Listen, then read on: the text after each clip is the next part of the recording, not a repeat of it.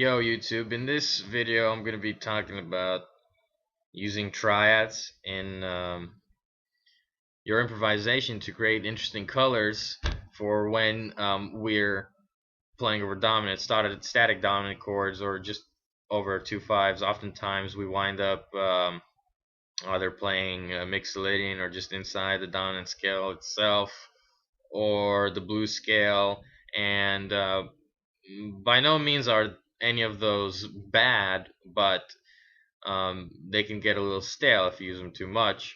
So anybody who listens to a lot of gypsy jazz, especially Brelli Legrand, knows of that triadic lick, that odd sort of outside lick that Brelli does a lot over his dominant chords.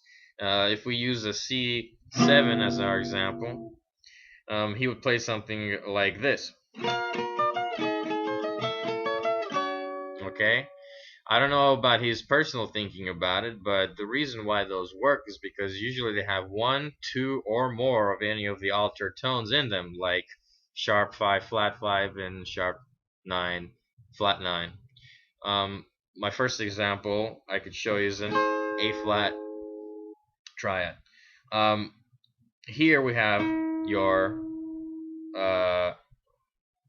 sharp 9, sharp 5, and root. So the sharp 9 and sharp 5 can be used as interesting colors to work over your dominant chord, and you can treat that very simply as a triad. Okay, so if someone does this for a passing moment, you can pull out your A flat triad.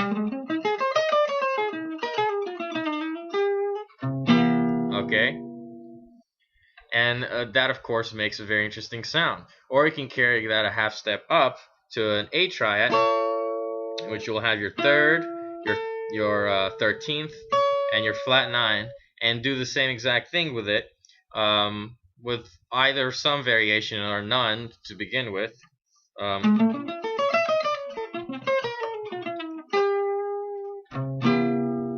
Okay, that is a little more I'd say inside than the previous one, because the only altered tone there is your flat 9. Another example, you could use a G flat triad, okay, like this, and in here you will have your flat 9, your flat 5, and your flat 7. So this is a very nice color.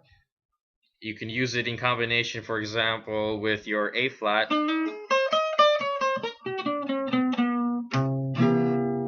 Okay, the key is to somehow resolve it on any of those color tones that are specific to the dominant chord that you're playing over. Otherwise, it can sound a little random, and you don't want to risk sounding like you don't know what you're doing.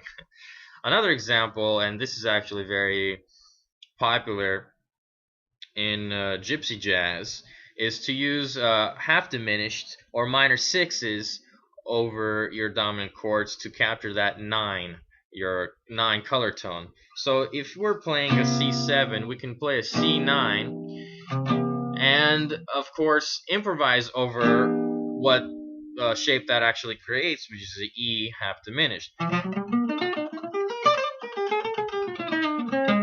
Okay, and of course your half diminished is the same as your minor 6, so you could actually play over minor 6.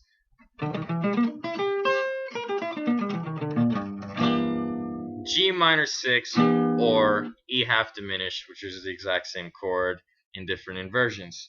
Another example is, and this is not really gypsy jazz, but it also works for similar reasons, is that you can play a B flat, alright, half diminished, which will have your flat 7, your sharp 5, your flat 9, and your third. And once again, since the half diminished and the minor 6, in this case it will be a D flat minor 6, are the exact same thing, you can use them both. Okay, There's your B flat right there. Okay? You would end, of course, if you ended on the root of that chord, you would be ending on the flat 7, which is totally reasonable and would sound really cool if you're playing. So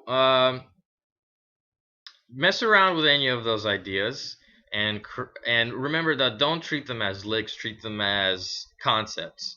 Otherwise, you'll be stuck doing the same thing over and over again instead of being creative with your solos.